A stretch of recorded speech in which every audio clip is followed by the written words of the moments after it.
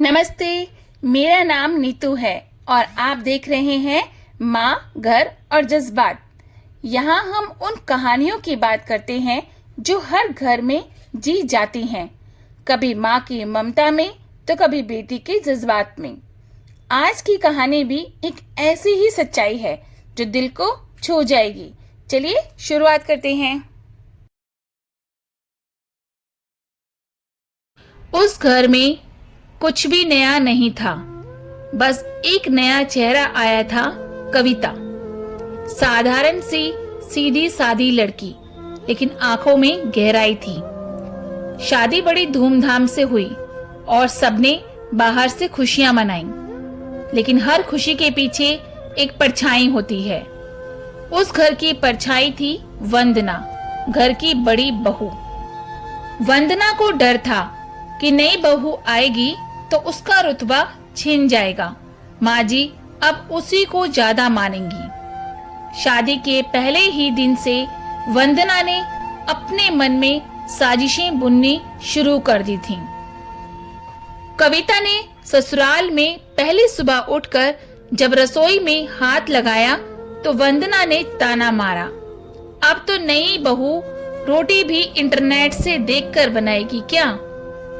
माँ जी मालती देवी थोड़ी कड़क स्वभाव की थीं, पर दिल से साफ, लेकिन वंदना की बातों में जल्दी आ जाती थीं।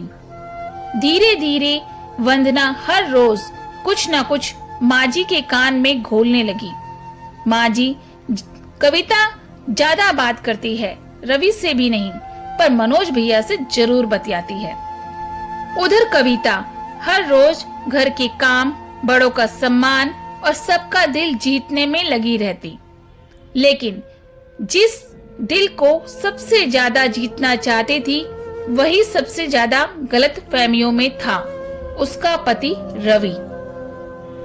एक दिन रवि ने चुपचाप पूछा, तुम मनोज भैया से इतना क्या बात करती हो। कविता चौंक गई, उसके लिए ये सबसे बड़ा इल्जाम था। उसने कहा, रवि मैं सिर्फ घर के कामों की बात करती हूँ, कभी बिजली कभी पानी, पर अगर आपको लगता है कि मुझ में खोट है तो मैं कुछ नहीं कह सकती। और रवि खामोश हो गया। कविता टूट रही थी, रोज थोड़ा थोड़ा, लेकिन घर में एक शख्स था जो सब देख रहा था, दादी।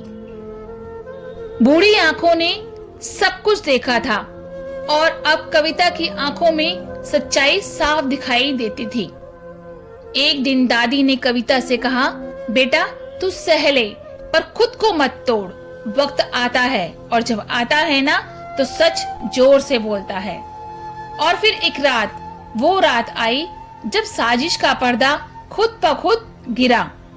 आधी रात को दादी ने वंदना को फोन पर किसी से कहते सुना, हाँ भैया हार मैं ही गायब करूंगी, फिर तुम कविता पर इल्जाम डाल देंगे और माँ जी को भी यकीन हो जाएगा कि ये लड़की घर के लायक नहीं है। दादी ने सब सुन लिया और उस वक्त वो चुप रही, लेकिन उनका फोन रिकॉर्ड कर रहा था। अगली सुबह घर में तूफान आ गया। मालती देवी ने चिल्लाकर कहा, मेरे हीरे का हार गायब है और आखिरी बार कविता को अलमारी में देखा था। वंदना ने तुरंत मौका पकड़ा, माँ जी मैंने भी देखा था, वहीं थी आसपास। और सबकी नजर कविता पर गई, लेकिन इस बार कविता चुप नहीं रही। उसने दादी की तरफ देखा और दादी ने इशारा किया। दादी ने फोन चलाया और वंदना की आवाज सबने सुनी। पूरा घर स्तब्ध। माँ जी की आंखों में पछतावे के आंसू, रवि की आंखों में शर्म और वंदना की आंखों में डर।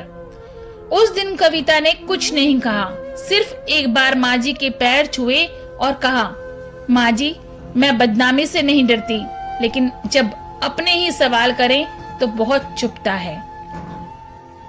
रवि उसके पास आया, उसका हाथ थामा और बोला, अब सिर्फ सवाल नहीं, साथ होगा उम्र भर का। माँ जी ने दादी के सामने सिर झुकाया, आप सही थी, नई बहू का इम्तिहान तो सब लेते हैं, लेकिन खुद को बदलना ये उसका सबसे बड़ा जीत होता है और उस घर में पहली बार साजिश हार गई और सच की जीत हुई। धन्यवाद।